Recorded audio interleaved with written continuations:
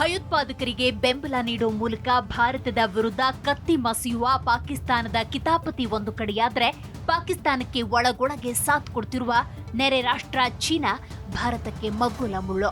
ಪಹಲ್ಗಾಮ್ ದಾಳಿಗೆ ಪ್ರತೀಕಾರವಾಗಿ ಭಾರತ ಪಾಕಿಸ್ತಾನ ವಿರುದ್ಧ ಆಪರೇಷನ್ ಸಿಂಧೂರ್ ಕೈಗೊಂಡಿತ್ತು. ಉಗ್ರರ ನೆಲೆಗಳನ್ನು ಧ್ವಂಸ ಮಾಡಿತು.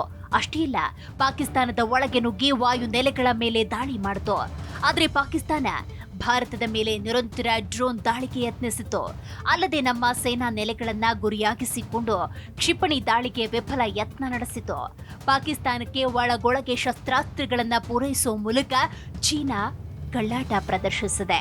ಇದಕ್ಕೆ ಪ್ರಮುಖ 10 ಸಾಕ್ಷಿಗಳಿವೆ. ಹೌದು, ಕ್ಷಿಪಣಿ ಮತ್ತು ಡ್ರೋನ್ ತಂತ್ರಜ್ಞಾನ ಪೂರೈಕೆ. ಭಾರತದ ಮೇಲೆ ದಾಳಿ ಮಾಡಲೆಂದು ಚೀನಾ ಪಾಕಿಸ್ತಾನಕ್ಕೆ ವೆಂಗ್ಲೋಂಗ್ ಡ್ರೋನ್ಗಳು, HQ-16 ಕ್ಷಿಪಣಿ ವ್ಯವಸ್ಥೆಗಳು ಮತ್ತು ಬ್ಯಾಲಿಸ್ಟಿಕ್ ಕ್ಷಿಪಣಿ ತಂತ್ರಜ್ಞಾನವನ್ನು ಒದಗಿಸಿದೆ.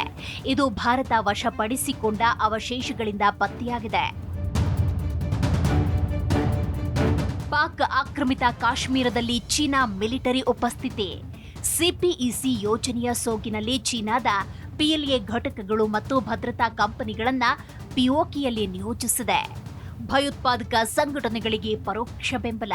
ಇನ್ನು ಜೈಷ್ ಎ ಮೊಹಮ್ಮದ್ ಮತ್ತು ಲಷ್ಕರ್ನಂತಹ ಸಂಘಟನೆಗಳ ಭಯೋತ್ಪಾದಕರು, ಉದಾಹರಣೆಗೆ ಮಸೂದ್ ಅಜರ್ನಂತಹ ಉಗ್ರರನ್ನ ವಿಶ್ವಸಂಸ್ಥೆಯಲ್ಲಿ ಜಾಗತಿಕ ಭಯೋತ್ಪಾದಕರೆಂದು ಘೋಷಿಸಲು ಭಾರತ ಒತ್ತಾಯಿಸಿತು.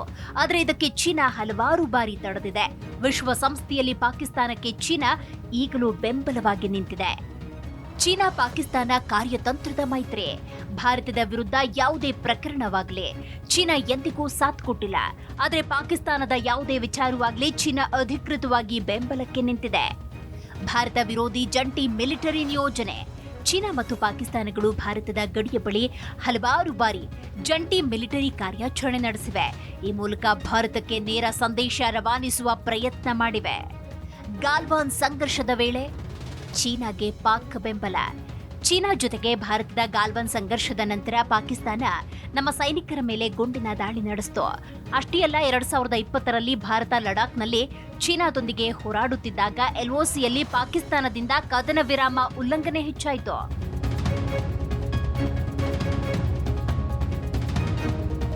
ಪಾಕಿಸ್ತಾನ ಬಳಸಿದ ಡ್ರೋನ್ಗಳು ಚೀನಾ ನಿರ್ಮಿತ. ರಾತ್ರಿ ವೇಳೆ ಪಾಕಿಸ್ತಾನದ ಸೇನೆ ಭಾರತದ ಮೇಲೆ ಡ್ರೋನ್ಗಳಿಂದ ದಾಳಿಗೆ ಯತ್ನಿಸಿತು. ಈ ಡ್ರೋನ್ಗಳನ್ನು ಭಾರತ ಹೊಡೆದುರುಳಿಸಿತ್ತು.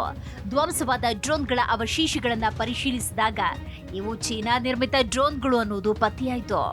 ಕಾಶ್ಮೀರದ ಕುರಿತು ಚೀನಾದ ಹಸ್ತಕ್ಷೇಪ.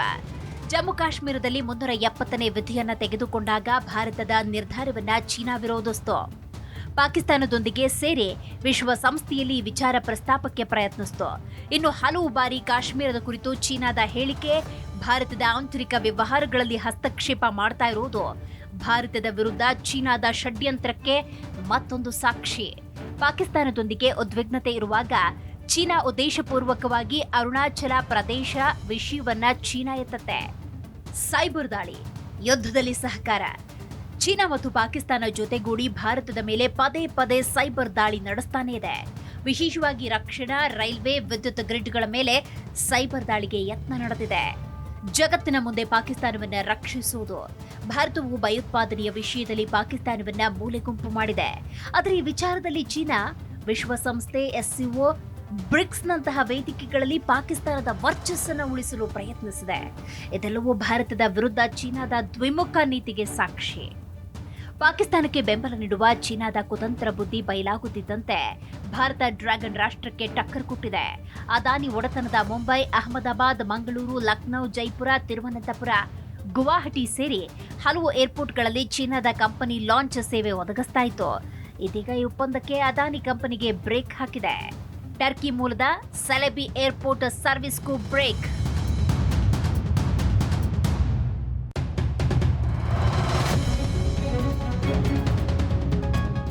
ಮತ್ತೊಂದೆಡೆ ಟರ್ಕಿ ಮೂಲದ ಸೆಲೆಬಿ ಕಂಪನಿಗೆ ಬೆಂಗಳೂರಿನ ಕೆಂಪೇಗೌಡ ಏರ್ಪೋರ್ಟ್ನಲ್ಲೇ ಬ್ರೇಕ್ ಹಾಕಲಾಗಿದೆ.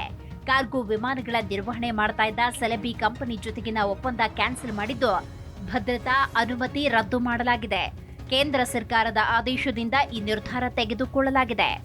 ಈ ಮೂಲಕ ಪಾಕಿಸ್ತಾನದ ಬೆನ್ನಿಗೆ ನಿಂತಿರುವ ಚೀನಾದ ನರಿ ಬುದ್ಧಿ ಪದೇ ಪದೇ ಬಯಲಿಗೆ ಬರ್ತಾನೇ ಇದೆ.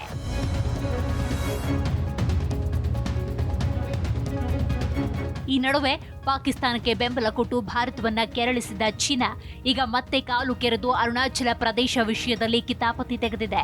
ಭಾರತದ ಅರುಣಾಚಲ ಪ್ರದೇಶದಲ್ಲಿ ಕೆಲವು ಜಾಗಗಳ ಹೆಸರನ್ನ ಬದಲಾಯಿಸುವುದಕ್ಕೆ ಚೀನಾ ಪ್ರಸ್ತಾವನೆ ಇಟ್ಟಿದೆ.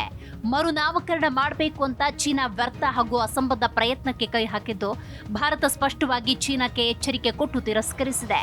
ಅರುಣಾಚಲ ಪ್ರದೇಶ ಭಾರತದ ಅವಿಭಾಜ್ಯ ಮತ್ತು ಬೇರ್ಪಡಿಸಲಾಗದ ಭಾಗ. ಈ ವಾಸ್ತವ ಸಂಗತಿಯನ್ನ ಅರ್ಥ ಮಾಡಿಕೊಳ್ಳಬೇಕು ಅಂತ ಭಾರತ ಒತ್ತಿ ಹೇಳಿದೆ.